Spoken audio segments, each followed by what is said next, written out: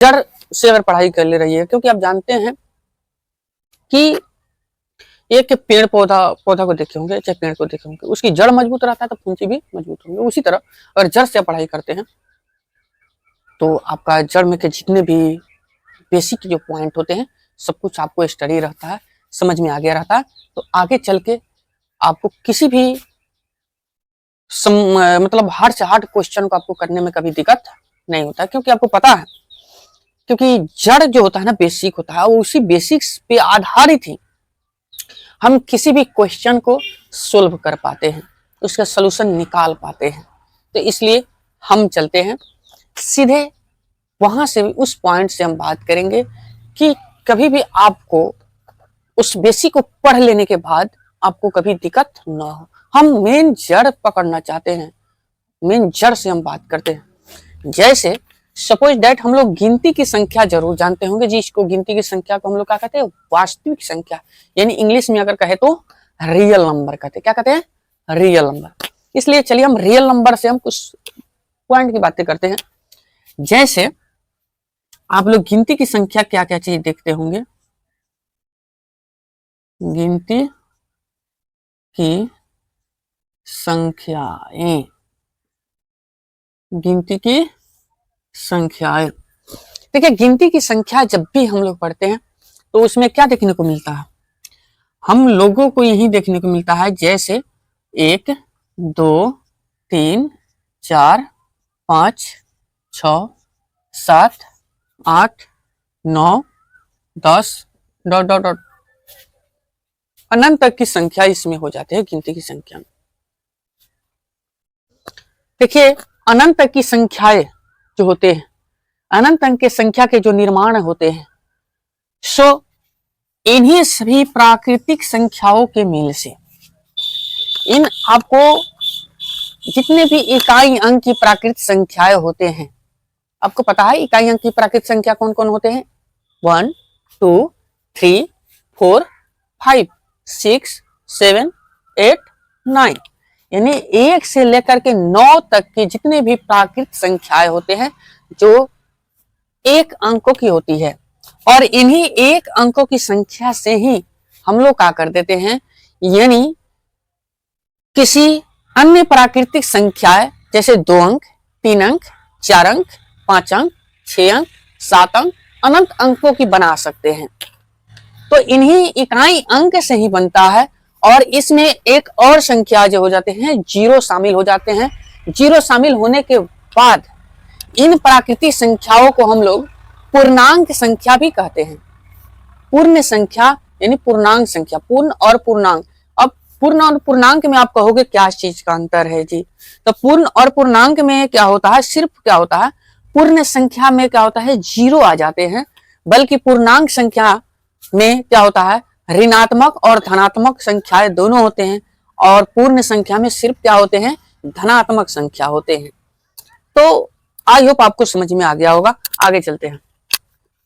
तो इन्हीं संख्या यानी पूर्ण संख्या और पूर्णांक संख्या, ऋणात्मक और धनात्मक दोनों संख्याएं में हम लोग क्या देखेंगे कि विस्तार से, यानी विस्तार यानी शुरुआत किस प्रकार से हुआ है, विस्तारित रूप जिसको हम लोग का देते हैं, क्या नाम देते हैं उसका, विस्तारित रूप। विस्तारित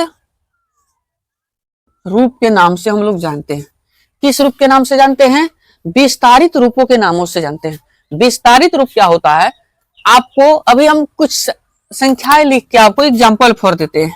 सपोज डेट आप ले लीजिए 440, और एक और ले लेते हैं नंबर 1, हम नंबर डालते हैं रोमन संख्या। एक और ले लेते हैं, जैसे 2 नंबर में ले लेते हैं 510। इन 2 एग्जांपलों से हम समझते हैं।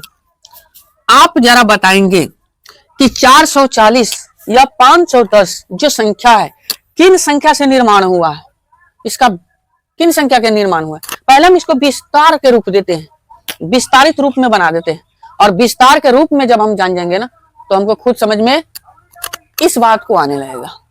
समझ गए।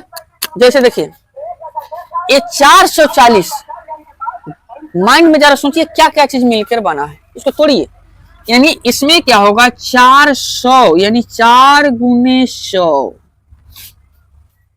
4 गुने 100, यानी इसको हम 400 कहिए चाहे 4 गुने 100 कहिए। और देख लेते हैं 40, इसको अगर कर, अब यहां पे जोड़ 4 गुने 10, यानी क्या हो जाएंगे 40, यानी 4 गुने 100, यानी 4 गुने 10, यानी जोड़ करके क्या हो गए हैं 440, यानी 400 प्लस में 40 जोड़ करके क्या हम बना दिए हैं 440। एक और इसको देख लेते हैं 500, यानी 500, यानी 5 गुने 100 प्लस, यानी 10, यानी 10 प्लस क्या हो जाएगा, यानी 10, यानी 1 गुने 10 यानी बात तो वही होगा, यानी 10, यानी 500 प्लस 10 मिलकर क्या बना है 510, यानी इसको हम लोग कहते हैं विस्तारित रूप। यानी देखिए यही विस्तारित रूप को देखिए, यानी आपको इससे क्या समझ में आएगा, जैसे देखिए यानी 4 कहाँ की संख्या है, प्राकृत संख्या के इकाई अंक है। ये 100 कहाँ की संख्या है, प्राकृत संख्या के कौन सा अंक है, यानी ट्रिपल, यानी इकाई दहाई, यानी ये कौन सा है सैकड़ा अंक है। कहीं नहीं आता है ना कहीं कहीं तो सबको आता होगा।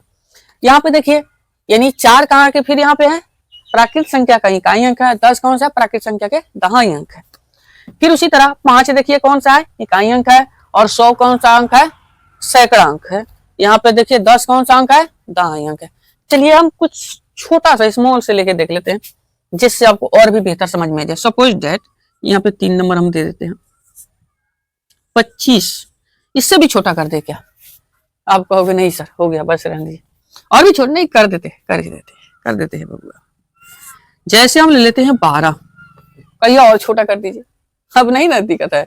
चलिए तो देखिए ये 25 जो है क्या क्या चीज मिलकर बना होगा जरा तोड़ के देख लो। यानी ये क्या बना होगा, अगर इस तरह लेते हो तो 10 प्लस का 5, 10 10 5, इसको भी तोड़ना चाहोगे तो 5 5। फिर यहां पे देखिए ये 10 प्लस का 2, तो अब देखिए यानी ये विस्तार के रूप में हो गया। आप इसे अनुमान लगाइए कि ये 5 जो है, 5 जो संख्या है प्राकृत संख्या का इकाई अंक है या नहीं, आप कहोगे यस सर। 10 प्राकृत संख्या का दहाई अंक है या नहीं, आप कहोगे यस सर, तो राइट। फिर उसी तरह 2 प्राकृत संख्या का इकाई अंक है या नहीं, यस सर। तो यही बात है कि यानी जब भी हम लोग किसी भी प्राकृत संख्या को सही से जान लेते हैं, पढ़ लेते हैं, तो इससे क्या होता है कि हम आने वाला समय में इस शुरू में आप पढ़ ले रहते हैं, इस बेसिक की जानकारी आपको रहता है, तो किसी भी बुक में आप जाते हो, आपको जाइएगा आगे चल के आपको बुक में क्या देखने को मिलेगा, विस्तारित रूप में लिखे, विस्तार करे, है ना। और इससे और एक और चीज की आपको पता चले, गुणज क्या होता है कि जब हम प्राकृत संख्या को सही रूप से जान लेते हैं तो समझिए कि हमको किसी भी प्रकार का प्राकृत संख्या से संबंधित कोई भी मन में अगर सवाल आता है या किसी बुक में अगर सवाल आता है या कोई पूछता है तो आपको दिक्कत नहीं होंगे। जैसे सपोज दैट हम लोग क्या कर देते हैं प्राकृत संख्या में और कुछ जानते हैं। जैसे प्राकृत संख्या में क्या होता है कि जब 2 संख्याओं का मेल होता है ना तो एक दूसरे के क्या होते हैं, गुणज होते हैं। क्या होते हैं, गुणज होते हैं, पावर में होते हैं, भिन्न में होते हैं। एक प्राकृत संख्या के कितने रूप होते हैं, गुणज 1, पावर 2, भिन्न 3। कितने रूप में हो जाते हैं, 3 रूप में हो जाते हैं। यानी पावर के हम लोग घात भी कहते हैं, क्या कहते हैं, घात कहते हैं। तो यानी जितने भी प्राकृत संख्या होते हैं सबकी घात क्या होते हैं, 1 होते हैं। हरों में क्या होते हैं, 1 होते हैं। और गुणज की तो कोई संख्या अगर 9 भी रहेगा तो 1 जरूर रहेगा, तो 1 तो है ही है, और बाकी और भी है। जैसे देख लेते हैं, जैसे आप कहोगे सर 9 में 9 का कितने का गुणज है, हाँ भैया इसमें 9 कितने, बस 1 है। एचसीएफ अब इससे क्या होता है, एचसीएफ एलसीएम आपको सब समझ में आ जाएगा, पहले इसको पढ़ लीजिए फिर हम आपको बताएंगे। तो 9 का गुणज क्या होते हैं, 1। और स्वयं का 9 होता है तो स्वयं वाला थोड़ी नहीं रखा है।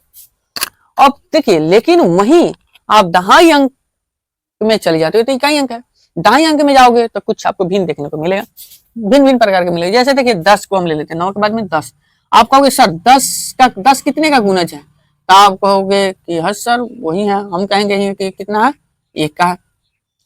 फिर क्या, यानी आप कहोगे सर 12 कितने का गुणज है, 12 कितने का गुणज है, तो 12 कितने का, यानी इस 12 को अगर देखोगे तो 12 में आपका हो जाएगा 2, ठीक है, और 4 और 6 और बस 3 भी हो जाएगा ना, 3 भी हो जाएगा, 3 और नहीं ना, नहीं होगा। देखिए, तो प्रत्येक संख्या के बीच वाले संख्या जो होते हैं उसमें क्या होता है, गुणज की प्राकृतिक होते हैं, और क्या होते हैं, शून्य का खेला होता है। जब भी कोई भी प्राकृतिक संख्याएं इकाई अंक से जब दहाई के स्टेप में जब जाता है, तो जब भी दहाई अंक के स्टेप में जाता है तो उसको बीच में समझ जाइए कितने शून्य पर एक के ऊपर एक शून्य का गुणज हो जाता है।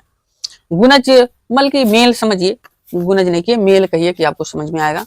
जैसे सपोज डैट ये जो 10 है ना, 10 देखिए ये दहाई अंक है, तो इसमें 10 का तो स्वयं का यही है, लेकिन जब 10 से हम लोग जब 12 में जाते हैं तो जरा सोचो, ये 10 के बाद वाला जो 12 है यानी कितना मिलकर के 12 का विस्तार रूप होगा, यानी 10 प्लस का 2। तो समझिए इसके बीच में एक शून्य होगा या नहीं होगा, ये बताइए, हाँ या ना में जवाब दीजिए। आप कहोगे हाँ सर तो बात है, इसके बीच में एगो शून्य होगा। कोई भी चीज लिख के देखो ना यार, 12 ही नहीं कुछ भी आप लिख लो, उसके बीच में एक शून्य क्या होता है, छुपा होता है। जैसे आप लिख लो ना 15 लिख लो, 45 लिख लो, 32 लिख लो, कोई भी, यानी दहाई अंक की संख्या, आपको पता है दहाई अंक की संख्या प्राकृतिक संख्या में कहां तक होते हैं, यानी 10 से लेकर के कहां तक, 99 तक होते हैं। कहां तक होते हैं, 99 होता है। अगर 99 के बाद में 1 तो पार करोगे तो कहां चले जाओगे, पता ही है, सैकड़ा में चले जाओगे। इसलिए दहाई अंक की जितनी भी संख्याएं होते हैं उसमें एक एक लड्डू भाई बैठे रहते हैं, एक एक। सैकड़ा में चले जाओगे तो 2 हो जाएंगे, सैकड़ा में जाने के बाद में 2, 1000 में जाने के बाद में 3। इस टाइप से धीरे धीरे क्या हो जाते हैं आगे हम लोग। जैसे जैसे कहा कि संख्या की मात्राएं जैसे जैसे बढ़ते हैं, सॉरी हाँ क्या कहते हैं, प्राकृतिक संख्याएं की जो संख्याएं जैसे जैसे हम लोग आगे बढ़ते चले जाते हैं, उसी प्रकार की शून्य की भी वो संख्या बढ़ते चले जाते हैं। तो इसलिए हम लोग क्या करते हैं, इस तरह जब ये हमको समझ में आ जाता है ना, तो आगे चल के हमको किसी भी प्रकार के गुणनखंड करना हो या आपको भाग करना हो, इन सब चीजों में हमको दिक्कत नहीं होता। तो बस आपको सिर्फ बस ये सब चीज की है ना बेसिक जरूरी होता है। इसलिए हम आपको बताएं कि बेसिक सबसे ज्यादा मायने रखता है। जब बेसिक संख्याओं को जब आप पूरे सुचारू रूप से एक शेड्यूल के माध्यम से एक ढंग से जब पढ़ लेते हो ना, आपको कभी भी दिक्कत न होने वाला है।